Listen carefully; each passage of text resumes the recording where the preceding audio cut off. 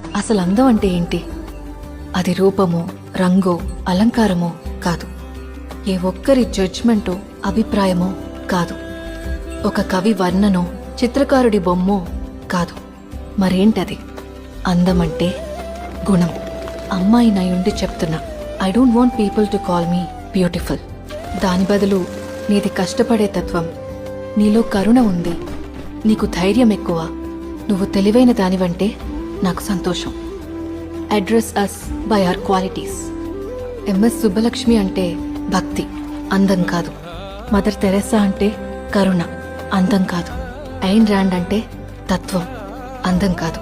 సరస్వతి అంటే విద్య, దుర్గా అంటే ధైర్యం, గౌరీ అంటే తపస్సు, లక్ష్మి అంటే శుభం. ఇలా ఏ దేవతనైనా ఆమె క్వాలిటీస్ కోసమే పూజిస్తారు, ఆమె అందం కోసం కాదు. నీ గుణాలే నీ సంతకమవుతాయి, నీ అందం కాదు.